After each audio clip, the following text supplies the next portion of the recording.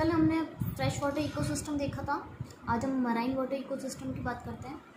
Marine का mean क्या होता है? जो समुद्री जल होता है। समुद्री जल के अंदर सी आ सकते हैं, ओशियन आ सकते हैं, समुद्र, महासागर वगैरह जो होते हैं। तो वहाँ पर रहने वाला जो इकोसिस्टम होता है, वहाँ पर रहने वाले जो जीव जंतु होते हैं वो किस प्रकार से एक दूसरे से इंटरेक्ट करते हैं, उसके बारे में हम जो पढ़ते हैं वो मराइन इकोसिस्टम के अंतर्गत आता है। सबसे पहले हम बात करते हैं कि जो मराइन इकोसिस्टम होता है, इस मराइन इकोसिस्टम के कैरेक्टरिस्टिक क्या होते हैं। मराइन हैबिटेट के कैरेक्टरिस्टिक जो होते हैं वो क्या होते हैं। तो अगर हम कैरेक्टरिस्टिक की हम बात करते हैं, मतलब कि जो वाटर है या इकोसिस्टम कॉन्सेप्ट, जो हम चारों तरफ की जो कंडीशंस हैं वो कंडीशंस कैसी है। तो वहाँ की वाटर की अगर हम बात करते हैं तो सबसे पहली कंडीशंस या सबसे पहला कैरेक्टरिस्टिक आता है सॉलिनिटी। मराइन वाटर है, मराइन वाटर मतलब सॉलिनिटी बहुत ज़्यादा होगी फ्रेश वाटर की कंपेयर में। फ्रेश वाटर में सॉल्ट्स जो होते हैं वो बहुत ही कम पाए जाते हैं, लेकिन मराइन वाटर में सॉल्ट्स बहुत ज़्यादा पाए जाते हैं। अगर हम सॉलिनिटी की बात करते हैं तो सॉलिनिटी जो होती है वो वाटर के अंदर 3 to 4% तक पाई जाती है। सॉल्ट्स जो होते हैं, सॉल्ट्स उसमें बहुत ज़्यादा प्रेजेंट होते हैं और सबसे ज़्यादा जो सॉल्ट प्रेजेंट होता है वो होता है NaCl, सोडियम क्लोराइड, जो कि हमारा साधारण नमक होता है। वो उस वाटर के अंदर 80% पाया जाता है और इसीलिए क्या करते हैं, समुद्री जल से नमक को बनाया जाता है। उसके अलावा मैग्नीशियम आ गया, कैल्शियम आ गया, फास्फोरस आ गया, सल्फर वगैरह बहुत सारे जो कंपोनेंट्स होते हैं या बहुत सारे जो सब्सटेंस होते हैं, मिनरल्स वगैरह जो होते हैं वो क्या होते हैं, वाटर के अंदर पाए जाते हैं।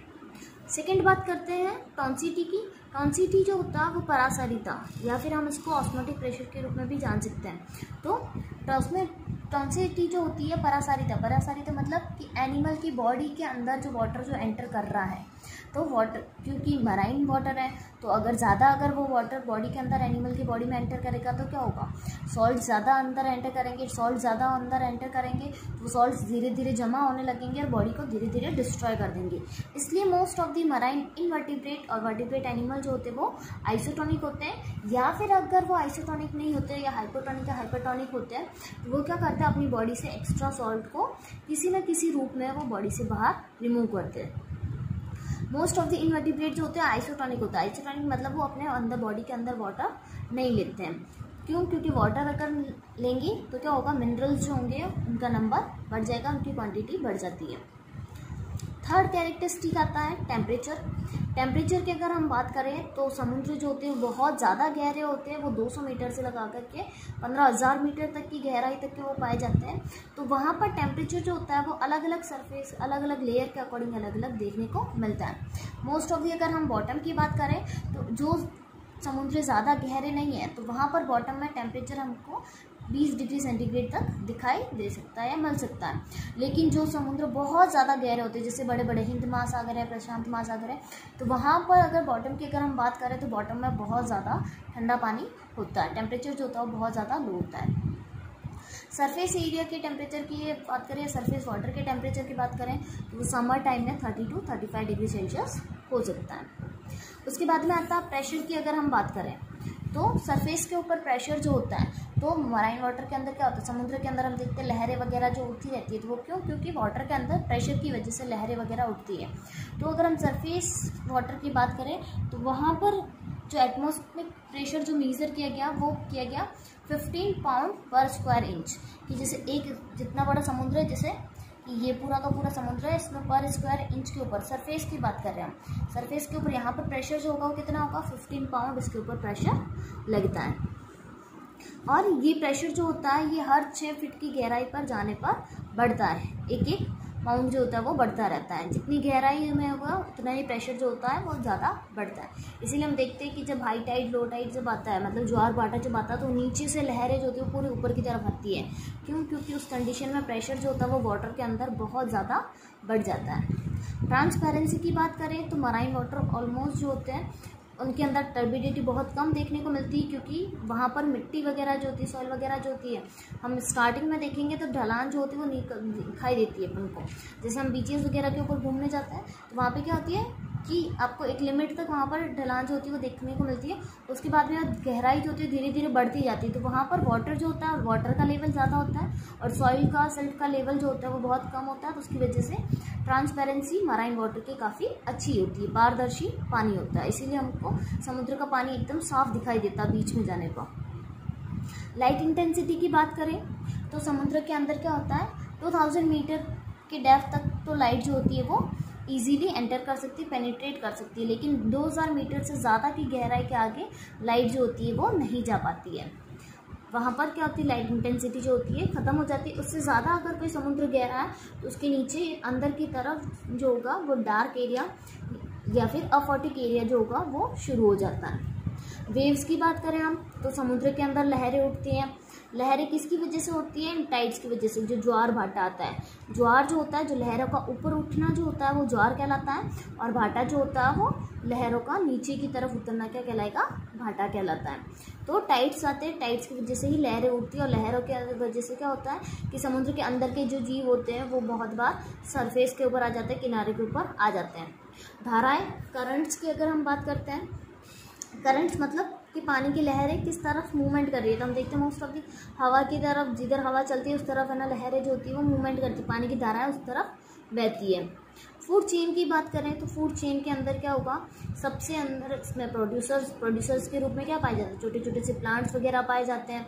इसके अलावा एल्गी पाई जाती हैं, प्लैंकटॉन्स पाए जाते हैं जिसमें फाइटोप्लैंक्टॉन्स आते हैं, उनको खाने के लिए जू प्लैंक्टॉन्स वगैरह, फिर छोटे छोटे से क्रस्टेशियंस वगैरह आते हैं, मॉलस्क वगैरह आते हैं, फिर फिशेज़ वगैरह आती है, और फिर इसके अलावा वाटर के अंदर बड़ी फिशेज़ जो होती है वो भी अपन को देखने को मिलती है। तो फूड चेन में सबसे पहले क्या होगा, एल्गी जो प्रोड्यूसर के रूप में होता है, एल्गी को खाने वाले प्लैंकटन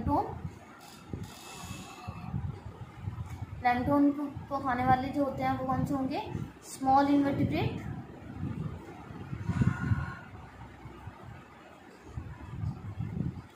फिर इनको खाने के लिए वर्टिब्रेट या फिशेस, और इनको खाने के लिए बड़ी फिशेस जो होती है। तो ये इस तरह की फूड चेन जो होती है वो मराइन वाटर के अंदर अपन को देखने को मिलती है। अब अगर हम मराइन वाटर की बात करते हैं तो मराइन वाटर का जो एरिया जो होता है, ठीक है, जोन जो होता है, जोन मीन्स क्षेत्र जो होता है, तो उस क्षेत्र को हमने दो भागों में डिवाइड किया गया। एक होता है पैलेजिक जोन, दूसरा होता है बेंथिक जोन।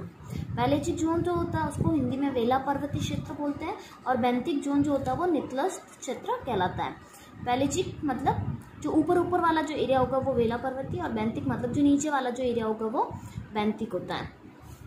अब अगर मैं इसका क्लासिफिकेशन अगर दोनों का अगर बताऊं तो क्लासिफिकेशन कुछ इस तरह का होता है। मराइन हैबिटेट को दो रूप में डिवाइड किया गया, या दो जोनेशन के अंदर या दो क्षेत्र के अंदर डिवाइड किया गया। पहला पैलेजिक और दूसरा बेंथिक। पैलेजिक वाला जो होता है उसको फिर से दो पार्ट में डिवाइड किया गया, एक होता है नैरेटिक और दूसरा होता है ओशियनिक। नैरेटिक जोन जो होता है ये समुद्र के अंदर 200 मीटर तक की गहराई तक पाया जाता है। 200 मीटर की गहराई की, या फिर 600 मीटर की गहराई तक होता है। 600 मीटर की गहराई के आगे का जो एरिया जो होता है वो ओशियनिक जोन में आता है, महासागरीय जोन में आता है। जो नैरेटिक जोन होता है, नैरेटिक जोन को फिर से 3 कैटेगरी में डिवाइड किया गया है, सुपर टाइडल, इंटरटाइडल और सब टाइडल। ये डिपेंड करता है कि लहरें कहाँ से उठती है, सुपर टाइडल वाले में से उठ रही है, इंटर टाइडल या सब टाइडल वाले क्षेत्र में से लहरें आ रही हैं। फिर जो महासागरीय क्षेत्र जो होता है, इस महासागरीय क्षेत्र को भी दो पार्ट में डिवाइड किया गया। जो पैलेजिक था, पैलेजिक का फर्स्ट वाला नैरेटिक हो गया, इसमें 3 हो गए। इसके बाद में ओशियनिक, ओशियनिक वाला जो होता है वो भी 2 कैटेगरी में डिवाइडेड होता है, यूफोटिक और अफोटिक। यूफोटिक जो होता है मतलब जहाँ तक लाइट जो होती है वो पेनिट्रेट कर सकती है, लाइट जो होती है वो जा सकती है। अफोटिक वाला जो होता है ये वापस 2 तरह का होता है, बेंथाइल और एप्साइल। बेंथाइल वाला 600 से लगाकर 6000 फीट की गहराई तक होता है, और एप्साइल वाला 6000 से लेकर 15000 फीट तक की गहराई तक होता है। सेकेंड आता है बेंथिक जोन की। अगर हम बात करें तो बेंथिक जोन जो होता है उसको 2 कैटेगरी में डिवाइड किया गया, लिटोरल और डीप सी। लिटोरल वाला जो होता है वो यूलिटोरल और सब लिटोरल होता है, और जो डीप सी जोन वाला होता है वो भी बेंथाइल, एप्साइल और हाइडल जोन के अंदर डिवाइड किया गया। तो ये पूरा जो है वो है मराइन वाटर का या मराइन हैबिटेट का क्लासिफिकेशन। पैलेजिक जोन और बेंथिक जोन, इनको फिर से फर्दर आगे कैटेगरी के अंदर डिवाइड किया गया। सबसे पहले हम बात करेंगे पैलेजिक जोन की, कि पैलेजिक जोन जो होता है वो किस प्रकार से होता है, उसमें किस प्रकार से एनिमल्स वगैरह जो होते हैं वो रहते हैं। अगर हम पैलेजिक जोन की अगर हम बात करते हैं तो समुद्र तल के ऊपर का जो जल होता है मतलब जैसे जैसे हम कहीं पर जाते हैं ना समुद्र के किनारे, तो जैसे जैसे हम अंदर की तरफ जाते हैं ढलान वाला एरिया जो होता है वो धीरे धीरे बढ़ता जाता है, तो वो क्या कहलाता है, पैलेजिक जोन कहलाता है। ठीक है, यूफोटिक जोन जो होता है वो भी कहलाता है। अगर हम पैलेजिक जोन की इकोलॉजी की बात करते हैं तो इसको फिर से दो पार्ट में डिवाइड किया, नैरेटिक और ओशियनिक जोन के अंदर। नैरेटिक जोन की अगर हम बात करेंगे तो ये कहाँ तक होता है, 200 मीटर तक की गहराई वाला क्षेत्र होता है, और यहाँ से ये समुद्र तट से पानी ढलान के रूप में होता है। मतलब जैसे जैसे हम अंदर की तरफ जाते हैं वैसे वैसे नैरेटिक जोन जो होता है वो बढ़ता जाता है। 3 पार्ट में डिवाइडेड होता है, इंटरटाइडल, सबटाइडल और सुप्राटाइडल, पहले ही बता दिया। सेकेंड आता है ओशियनिक जोन। ओशियनिक जोन जो होता है इसको हम 1000 मीटर की गहराई तक या 1000 मीटर की डेप्थ तक डिवाइड करता है। समुद्र जो स्टार्टिंग से लेकर सरफेस से लेकर के 1000 मीटर की गहराई तक का जो होगा, तो ऊपर का 200 मीटर तक की गहराई वाला तो आ जाएगा नैरेटिक जोन के अंदर, पीछे का जो 800 मीटर तक की गहराई वाला जो होगा वो किस में आएगा, ओशियनिक जोन के अंदर आएगा। ओशियनिक जोन को भी हमने 2 कैटेगरी में डिवाइड किया, यूफोटिक और अफोटिक। यूफोटिक रीजन जो होता है ये 600 मीटर की गहराई तक होता है, मतलब यहाँ तक यूफोटिक को हम हिंदी में सुप्रकाशित क्षेत्र बोलते हैं। सुप्रकाशित क्षेत्र दैट मीन्स वहाँ तक सनलाइट जो होती है वो वाटर के अंदर जा सकती है। अफोटिक के अंदर होता है अप्रकाशित क्षेत्र, मतलब वहाँ पर लाइट जो होती है वो नहीं जा पाती है। तो यूफोटिक रीजन के अंदर क्या हो रहा है, लाइट इजीली पेनिट्रेट कर पा रही, लाइट की इंटेंसिटी जो होती है वो अच्छी होती है। वहाँ के बायोटा की अगर हम बात करेंगे तो अगर लाइट जा रही है तो जो फोटोसिंथेसिस करने वाले प्लांट होंगे ऑब्वियसली वहाँ पर ग्रो करेंगे। एल्गी वगैरह जो होती है, green algae, blue green algae, तो ये सारी की सारी वहाँ पर ग्रो कर सकती है। क्लोरोफाइसी वगैरह के जो मेंबर होते हैं वो वहाँ पर ग्रो करते हैं। एल्गी होती है, एल्गी को खाने के लिए प्लैंक्टॉन्स होते हैं। प्लैंक्टॉन्स दोनों और होते हैं, फाइटोप्लैंक्टन और जूप्लैंक्टन। फिर इनको जूप्लैंक्टन्स वगैरह को खाने के लिए क्या होता है, जेलीफिशेस होती हैं, स्नेल्स हो गए, प्लेनुला, बेलेनोग्लोसस, ऑक्टोपस, लॉलीगो, सीपिया, ये सारे के सारे एनिमल्स जो होते हैं ये यूफोटिक रीजन के अंदर पाए जाते हैं। इसके अलावा यहाँ पर ये तो प्रोड्यूसर्स और कंज्यूमर की बात हो गई। डीकम्पोजर के रूप में यहाँ पर मराइन वाटर के अंदर बैक्टीरिया और फंगस जो होते हैं वो भी पाए जाते हैं। सेकेंड अगर हम बात करते हैं अफोटिक जोन की, तो अफोटिक जोन जो होता है वहाँ पर क्या होता है, डार्क रीजन होता है। डार्क रीजन क्यों होगा, क्योंकि मैंने आपको पहले ही बताया कि अफोटिक का मीन होता है अप्रकाशित, जहाँ पर लाइट जो होती है वो नहीं जा पाती है, लाइट नहीं पहुँच पाती है, तो डार्क रीजन होता है। डार्क रीजन है, लाइट नहीं जा पा रही है, तो क्या होगा, जो फोटोसिंथेसिस की रिएक्शन होगी वो नहीं होगी, क्योंकि फोटोसिंथेसिस की रिएक्शन लाइट की प्रेजेंस में ही होती है। तो फोटोसिंथेसिस नहीं होगा तो मतलब प्रोड्यूसर्स जो होंगे वो फोटोसिंथेसिस करने वाले नहीं होंगे, और मोस्ट ऑफ द प्रोड्यूसर्स जो होंगे वो एब्सेंट होंगे। लेकिन प्रोड्यूसर एब्सेंट होने पर कंज्यूमर जो होंगे वो एब्सेंट नहीं होंगे, कंज्यूमर वहाँ पर पाए जाते हैं। कंज्यूमर के अंदर मोस्ट ऑफ दी क्या आते हैं कि मोस्ट ऑफ दी जो फिशेज होती हैं वो फिशेज क्या होती है वहाँ पर अफोटिक रीजन के अंदर पाई जाती है। इसके अलावा डीकम्पोजर के रूप में यहाँ पर भी क्या काम करेंगे, फंगस और बैक्टीरिया। अफोटिक रीजन जो होता है उसको 2 पार्ट्स में डिवाइड करता है, बेथाइल और एब्साइल। बेथाइल जो होता है वो 600 to 6000 फीट तक की गहराई या तक की डेप्थ तक पाया जाता है, और एब्साइल जो होता है वो 6000 से लेकर के 15000 फीट तक की डेप्थ तक पाया जाता है। अब अगर हम सेकेंड अगर बात करते हैं बेंथिक जोन की, तो बेंथिक जोन को मैंने आपको पहले ही बताया कि लिटोरल और डीप सी जोन होता है। लिटोरल जोन और डीप सी जोन के अंदर कौन कौन से ऑर्गेनिज्म पाए जाते हैं, कौन कौन से वहाँ पर बायोटा होता है, तो उसको हम नेक्स्ट वीडियो में देखेंगे।